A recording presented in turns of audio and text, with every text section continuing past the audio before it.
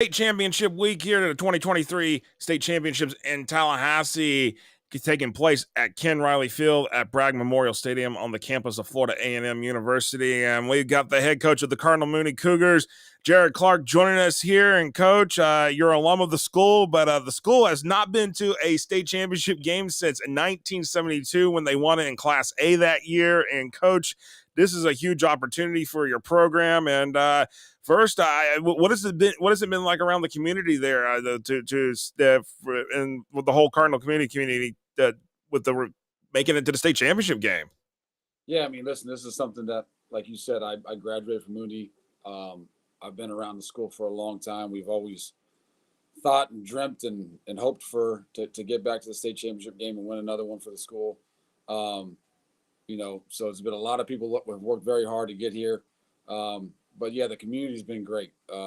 We've had a number of guys from the 1972 team come out and talk to us during our playoff run.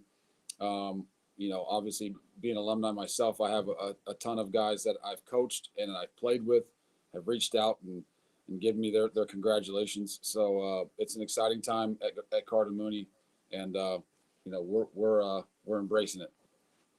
Now, let's talk about some of your guys here that in terms of the offense and the defense. Let's talk about some of your athletes here this year. I mean, looking at it, Carson Beach. I mean, he's been putting up some numbers this year on the ground. I mean, y'all got a couple quarterbacks that sit there and go, pass the ball and stuff. So y'all kind of take a, would you say more of a balanced approach, or you more rely on the run a little bit more? Is that what in terms of your philosophy with the offense, considering the numbers are pretty close in similar nature? Yeah, I mean, we are blessed in the fact that we have enough guys skilled guys at the wide receiver position that if teams want to try and take away the run, we're capable. We have two very capable quarterbacks of putting the ball in the air and getting into their hands. And then if teams want to try and take that away, we have a very big offensive line and two running quarterbacks and a running back that is running the ball downhill right now. So honestly, it really depends on how teams play us. And we felt like we've had an advantage in the last three games in the run game. And Carson's done an amazing job, and our offensive line's done an amazing job of moving the line of scrimmage, and he's had three really good weeks. No, absolutely. And when it comes to looking at the way y'all have had to navigate, in terms of the playoffs, I mean, you get Lakeland Christian. A lot of people thought, okay, well, because the way the seeding went, y'all were actually the third seed in the region, not the two seed, but. Coming in with Lakeland Christian, what did you tell the team when coming into the playoffs? Did the seeding number not really matter? It's more of let's just focus on one opponent at a time. Is that how y'all handled it in this situation? Yeah, I mean the only thing the seeding had to do with was the fact that we got to play the game at home. So that was a great thing. Or not the seeding, but the fact that we won the district championship, we got to play the game at home. So that was a great thing. As far as seeding goes, listen, Lakeland Christian is a heck of a program. Danny Williams does a great job with those guys, and we've played them in the past, and we know that they're going to come ready to play. So we did not really care about what seed. We know what we saw on film. We know they were a good football team. We just really worried about one day at a time, trying to get better as a team, trying to get better as a unit, trying to get better as an individual, and that's the way we approached each week. No, absolutely. And let's look at the defense here. I mean, you got one guy that's already got over 100 tackles this year, George LeBold. I mean, he leads the team in tackles, 103. What is we got right here? I mean, talk about your defense. Your defense has been playing some lights out football here, across the games that y'all have won. And what is it about the Cardinal Mooney defense that really stands out that has gotten y'all to this point? Yeah, you mentioned George Leibold. I mean, actually, George Leibold had a little bit of an injury at the beginning of the year, and he didn't get to play a whole lot. So the first couple games, we had to manage that, and he ends up with over 100 tackles. I can't say enough about that young man. He's basically like the quarterback of our defense. He's almost like having an assistant coach on the field. He's an extremely smart football player. He's a captain, one of the captains of our team. He's a first guy in, last guy out type of guy. And he's had a heck of a year for sure.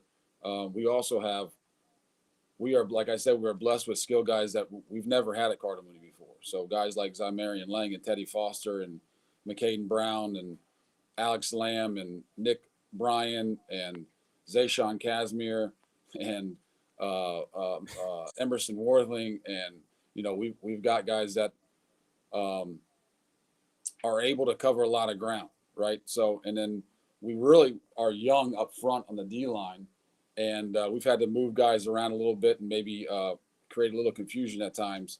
But we have a smart group of guys that plays their butts off.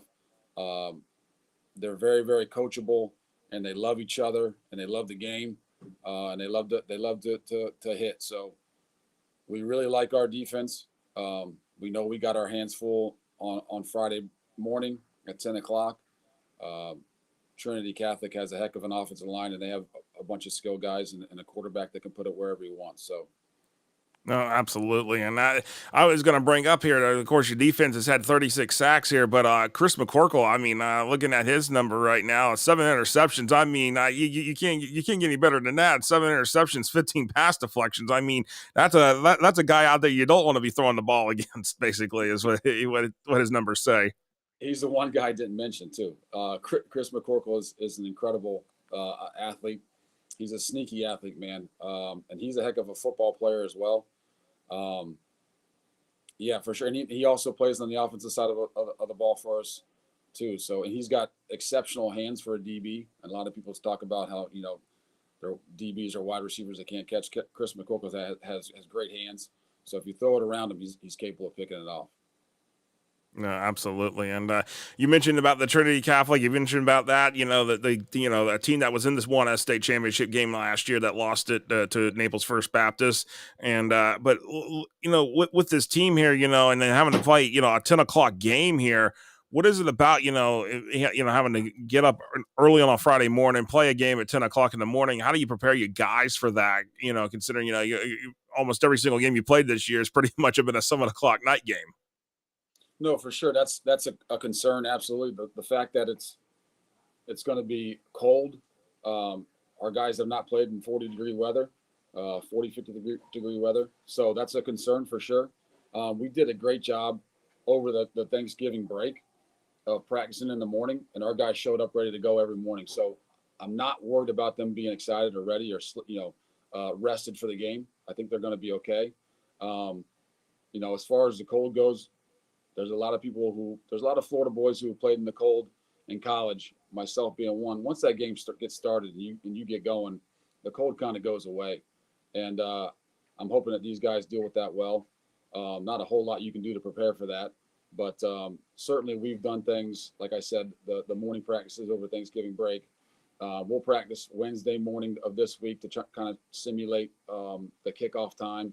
And I think our guys are pretty locked in and focused, so I think they'll be ready to go at 10 a.m. on Friday.